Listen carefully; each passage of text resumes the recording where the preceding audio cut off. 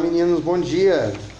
Então eu estou preparando aqui o material dessa semana e a gente conversa sobre dois sociólogos fundamentais na aula de sócio, que são o Durkheim e o Weber, né? A gente costuma dizer que em sociologia nós temos três porquinhos: o Durkheim, o Weber e o Marx, tá? Então essa semana ficamos com dois porquinhos, o Durkheim e o Weber. E aí a gente tem assim, vou usar uma metáfora na aula o tempo todo para marcar a diferença entre eles, que é o seguinte: o Durkheim, que é o sociólogo francês, o Durkheim ele vai trabalhar o tempo todo com o zoom lá distante. O Durkheim está preocupado sempre com a coletividade. O Weber não. O Weber e por Durkheim dane-se o indivíduo. O indivíduo ele não tem importância nenhuma. O indivíduo ele faz parte de um grande gosma do coletivo. Agora o Weber não. O Weber olha para o indivíduo. Indivíduo feio. Então é sempre assim, ó. O Durkheim olhando para o coletivo e o Weber olhando para a ação do indivíduo, tá? Beleza. Olha só. O Durkheim, ele é um francês do século XIX, portanto, sucessor do Comte. Então ele está aí nessa linha da sociologia positivista francesa, né? A sociologia é uma ciência francesa, e o Durkheim ele vai ser responsável. Assim como a gente falou que o Comte é uma espécie de criador da sociologia, o Durkheim ele é o institucionalizador dessa ciência, né? Ele foi professor universitário, o primeiro professor dessa ciência, então ele institucionaliza a sociologia. Bom, eles estão muito preocupados aí nesse momento, né, em determinar e defender que a sociologia, sendo ciência, ela tem um método próprio, né? E aí, como ciência, ela tem alguns elementos. Então, a primeira coisa é ser objetiva, ou seja, o cientista ele tem capacidade de estudar aquilo com objetividade, sem dar suas opiniões, né, ser neutro. Ele é capaz de usar, né, aquelas regras básicas da ciência, a observação, a experimentação, não é? E ter aí critérios de análise, né? Então, assim, aquela ideia básica, como se você pudesse colocar os fatos da sociedade dentro de um laboratório. Essa que é a questão, e sempre se buscando apropriar dos métodos das ciências naturais. Muito bem, o foco, sempre lembrar, o foco no coletivo e não no indivíduo. O indivíduo é só uma massinha no meio da grande massa da coletividade. O que acontece? Existe se você observar, gente, as pessoas se comportam mais ou menos de uma mesma maneira, né? Tá todo mundo aí sentado do mesmo jeito, usando roupas parecidas, todo mundo chegou no mesmo horário, as pessoas estão mais ou menos com os mesmos objetivos, querem tirar determinadas notas do SISU, etc, etc, etc. Todo mundo atravessa o sinal, né? Atravessa, né? Certo, um outro maluco, mas atravessa na faixa, a hora que o semáforo abre, fecha, não sei o que, já aparece um monte de pecinhas dentro de uma máquina, né? Então, existe aí o que ele vai chamar de consciência coletiva, né? Uma ideia coletiva, padrões coletivos que vão se impor sobre os padrões individuais. Claro, cada um tem a sua particularidade, ele não vai negar isso, mas existe um padrão coletivo que se impõe sobre os padrões individuais. Por isso que eu falei, o Durkheim está olhando para o coletivo. Ele reconhece as particularidades, mas para ele o coletivo se sobrepõe ao indivíduo, tá? Tanto que você vê muito mais coisas comuns do que coisas particulares. Quando você olha para a multidão, você vê, né, uma multidão, quase todo mundo igual. O que mais que eu ia falar? Bom, o fato social, esse é um conceito fundamental para o Durkheim. um fato social. O que é o fato social? Na verdade, ele quer entender por que as pessoas se comportam como comportam. E aí ele vai criar essa categoria, esse conceito, que é o conceito de fato social. Para ele é o seguinte, o fato social, ele que explica por que a gente se comporta, como nos comportamos, ele tem 3 características. Né? Primeira característica, exterioridade. Ou seja, imagine o seguinte, nós somos uma massa, quando a gente nasce do ventre de nossas mames, nós somos uma massa e a gente vai ser colocado dentro de uma forma. Eu vou usar muito essa metáfora, que eu acho que é uma metáfora que funciona bem. E aí a gente é colocado dentro dessa forma. E a gente cresce dentro dessa forma, nos tornando esse indivíduo que a gente é, né? Muito parecido com os outros indivíduos que também foram colocados nessa forma. Muito bem. Essa forma, ela já está pronta antes de nós nascermos. Não fui eu quem criou essa forma. Então, assim, as regras, né, os métodos, os comportamentos, os valores, as noções de certo e errado, de bom, de ruim, de feio, de bonito, etc e tal, né, que essa forma da sociedade, elas são exteriores a mim. Então, é a ideia da exterioridade. Segunda coisa, a coercitividade. Eu sou obrigado a seguir aquilo. Né? A forma está lá me apertando. Você vai crescendo dentro daquela forma. E terceiro, né, a generalidade. Ou seja, as formas são basicamente iguais para todo mundo. Aí você vai dizer assim, mas eu quero sair fora da forma. Pode. Só que assim como o pedaço de bolo que sai fora da forma, cai fora. Ninguém quer, né? Ninguém quer, ninguém come, né? Não, come no sentido palavrão do negócio, né? Então é excluído.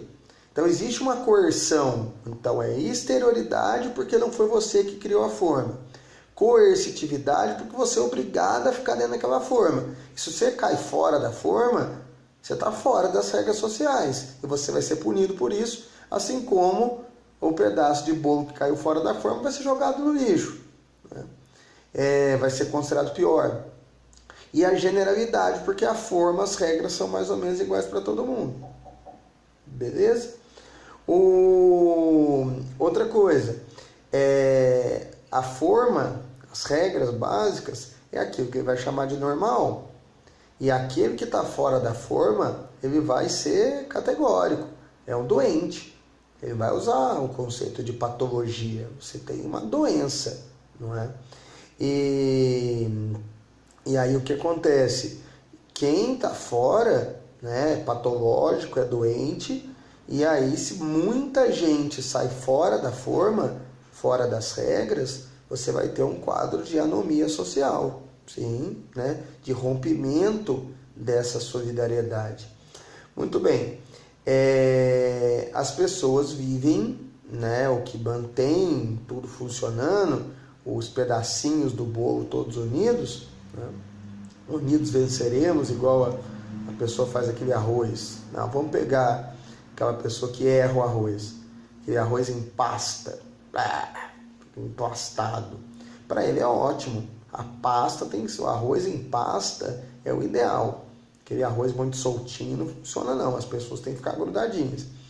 E esse arroz grudado, com os pedaços de arroz representando cada indivíduo, ele vai dizer o seguinte, nas sociedades mais simples, a gente tem aquilo que a gente chama de solidariedade orgânica, né? Não, falei errado, né? Solidariedade orgânica não.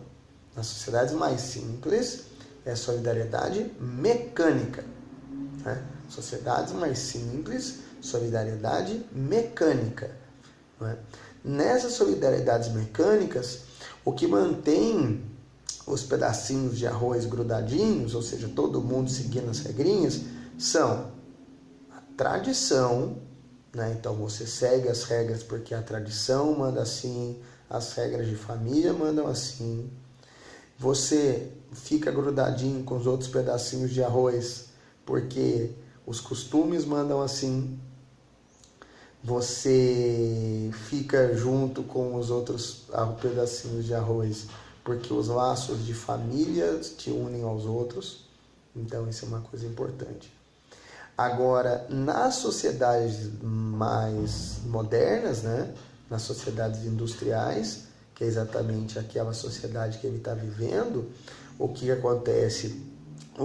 Vai surgir uma nova forma de ligação entre os grãos de arroz, que não que a tradição, os costumes e os laços de família não sejam importantes, mas a sociedade industrial faz com que a pessoa saia lá das suas comunidades e tal e vá para cidades. E na cidade é outra pegada. Na cidade é selva de pedra, meu. E aí, sendo assim, o que acontece? Vai mudar o tipo de solidariedade. Você vai passar, não que a solidariedade mecânica ela desapareça, mas na sociedade capitalista você vai ter o predomínio da solidariedade orgânica. Né? E na solidariedade orgânica, pensando na ideia do organismo, onde cada grão de arroz, né, vai ter a sua função, o que acontece? A dependência entre as pessoas, que vai mantê-las unidas, não é mais a dependência marcada pela tradição. Eu não respeito vocês e vocês não me respeitam e seguimos as regras por conta de tradição, laços de família e costumes.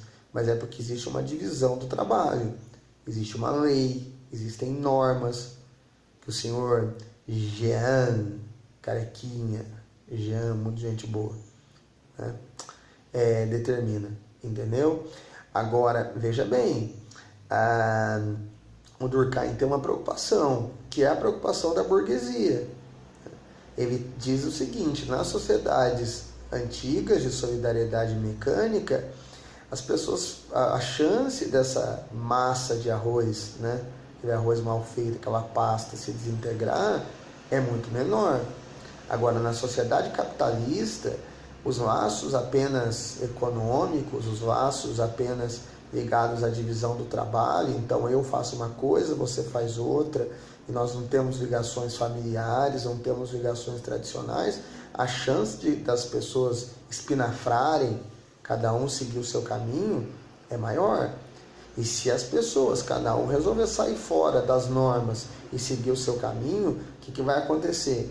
Vai acontecer o que o Durkheim chama de anomia social, que é o grande medo da burguesia, né? Porque na anomia social, o que acontece? Cada um vai fazer uma coisa, aí zoou, aí destruiu tudo. A anomia social é quando as pessoas vão perder, né, as referências daquilo que é certo e errado, dentro, lógico, porque o certo e errado é uma referência criada para cada época. Beleza? Bom, é interessante porque o Durkheim ele vai fazer um estudo do suicídio, e não no sentido psicológico. Ele é um sociólogo, ele não é médico. E ele vai fazer um estudo sociológico do suicídio, mostrando que o suicídio ele pode ser estudado como um fato social, mostrando que a interferência da sociedade no ato suicida. Ele vai dar lá os tipos de suicídio, o altruísta, o egoísta e etc., né, o anomista. Então, assim, o próprio ato suicida, que aparentemente é um ato individual, ele vai entender como um fato resultado da ação coletiva. Muito louco. Agora a gente chega do Max Weber. E cuidado, porque o Max Weber é Max, o outro é o Karl Marx, e que são totalmente diferentes, tá? Não tem nada a ver uma coisa com outra.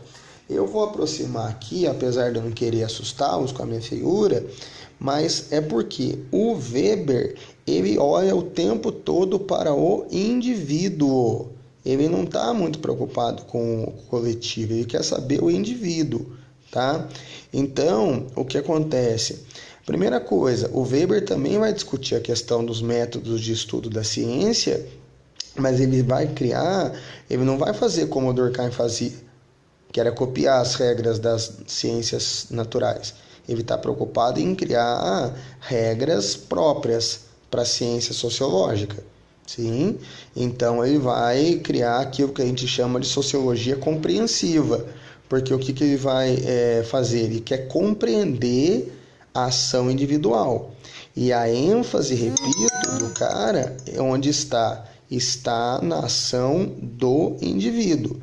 Então, para o Durkheim, vamos só para comparar, para o Durkheim é o coletivo que determina o indivíduo. Para o Weber, é a ação de cada indivíduo que vai determinar as características coletivas. Tudo bem? Bom, quando você age, já que a preocupação dele é entender a ação individual para o Weber, o que acontece? Por que a gente age?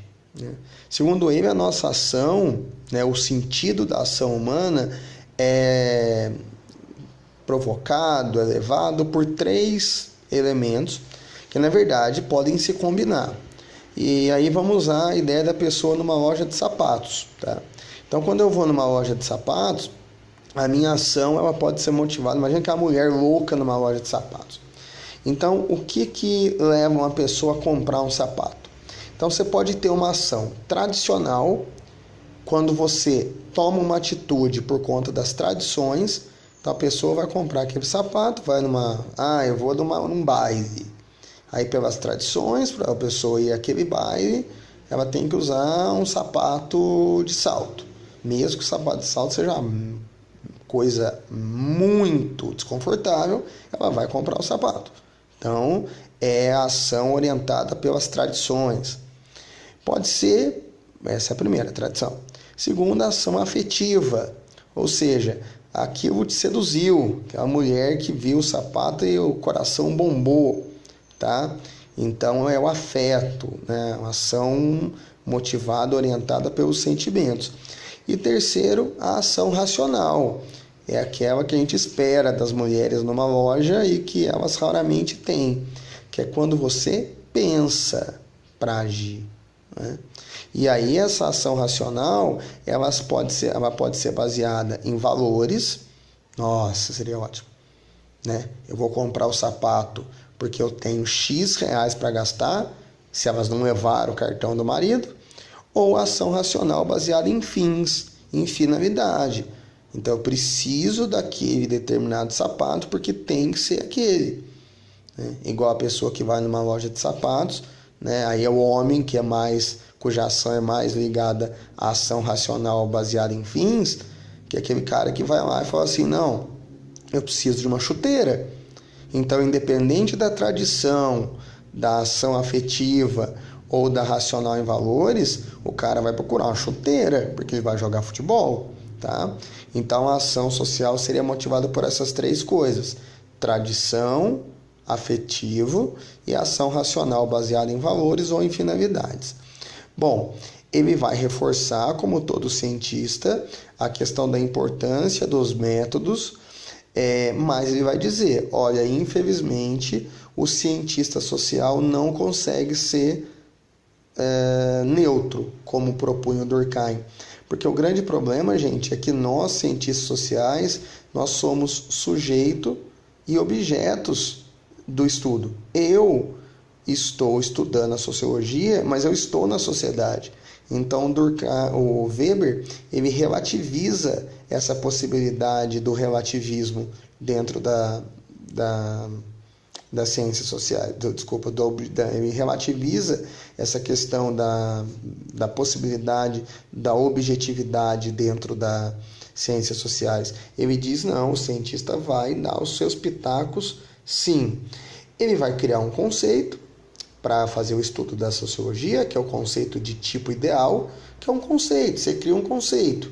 Vou criar o conceito de correto. E aí eu vou aplicar esse conceito para ver o que é o correto e o que não é o correto. Então você cria um conceito, tipo ideal, tá? O que mais? Ele vai fazer uma definição para governo, ele vai definir governo, e aí ele vai atribuir aos governos algumas características importantes. Ele vai falar que todo governo tem 3 elementos fundamentais. Primeiro, todo governo tem o monopólio do uso da força, então todo governo tem o uso legítimo da força. Todo governo usa essa força num território determinado, Você tem lá o território que o governo pode agir, e todo governo tem o seu poder reconhecido pela população. Claro, até um certo momento, porque governos podem ser depostos. Tudo bem? Outra coisa, ele está preocupado em estudar por que as pessoas têm poder sobre as outras. Da onde vem o poder de dominação? E aí, para falar isso, a gente pode comparar com a ação dos indivíduos. Ele não diz, por exemplo, que a ação do indivíduo pode ser motivada pela tradição? Pois é. Então, o poder do indivíduo pode vir da tradição. Né? Aquela coisa do interior. Não, o indivíduo é poderoso que vem da família tal. Então, o poder pode vir da tradição. Ele não fala lá que a ação do indivíduo pode vir dos afetos. E aí vem um poder vindo do carisma. Né? Ele diz, né, na parte da sociologia da educação, quando a gente estuda o Weber fala muito disso, que, na verdade, o carisma é uma coisa que nasce com as pessoas, mas as escolas podem desenvolver o carisma, como um carisma importante. Então, é tradição, carisma e tem a questão racional legal. Né? Você chega ao poder através de estratégias, né, criadas, muito bem criadas, tanto que mais recentemente a importância dos marqueteiros, etc. e tal. Tá? E por fim ele faz uma reflexão, que aliás é o título de um livro muito importante dele, que é A Ética Protestante e o Espírito do Capitalismo, onde o Weber vai refletir sobre como a ética protestante contribuiu para o espírito do capitalismo. Né? A ética protestante do trabalho, da retidão, né? Como que esse espírito do protestante, como que isso contribuiu para o advento do capitalismo. Beleza? Na aula de filo dessa semana, a gente conversou sobre ainda os pré-socráticos, que são filósofos que falam ainda da arqué, que é a origem do mundo, e aí cada um com as suas ideias. Aí a gente falou do Anaxágoras, que é um filósofo que vai falar que o mundo surgiu de uma infinidade de pequenos elementos, aos quais ele vai chamar de homeomerias. Homeomerias é o termo que está na apostila de vocês, tá? Na apostila do Bernoulli, alguns materiais trazem o conceito de espermatas, tá? Então o mundo teria surgido de pequenos elementos. O Demócrito, que é alguém que vocês já viram lá em Atomística, em Química, porque ele vai fazer uma definição de átomo, só que é uma definição de átomo ultrapassado. Ele vai dizer, né, que o mundo surge a partir de partículas infinitas e indivisíveis. E esse é o conceito de átomo. Ah, mas é um conceito ultrapassado. Mas é um conceito filosófico, uma vez que ele o definiu a partir de bases racionais. Bom, o Empédocles, não é? O Empédocles foge um pouco à regra dos pré-socráticos anteriores, porque ao falar da origem do mundo, ele vai dizer que a origem não é uma só. Ele vai falar que a origem do mundo vem dos 4 elementos, água, ar, fogo e terra, que apesar de que o Anaximandro já tinha falado de água, ar, fogo e terra, mas quando o Anaximandro falou de água, ar, fogo e terra, o Anaximandro falou de água, ar, fogo e terra, mas dizendo que a água, ar, fogo e terra surgiram do apeiron, que era aquele elemento indeterminado. O Empédocles não. O Empédocles vai dizer, não, é o seguinte, tudo surgiu a partir da água, do ar, do fogo e da terra. Aí ele vai falar uma coisa bonitinha, né? Ele vai dizer que o amor une esses elementos e o ódio os separa. Então, tudo que há no mundo tem um pouco desses 4 elementos, né? Se tem aí a proporção entre eles na composição das coisas, vai depender do amor e do ódio, né? Então, se você tem, porque o amor, o que ele faz? Ele une, né? E o ódio separa. Então, a proporção vai depender disso. E a semelhança entre as coisas, né, que existem no mundo vai depender do amor, que atrai, e as diferenças do ódio, que separa. Certo? Então, gente, que vocês tenham uma semana com muito amor e pouco ódio, como pensando aí no Empédocles. E qualquer coisa eu tô por aí, tá? Beijos e abraços, boa semana.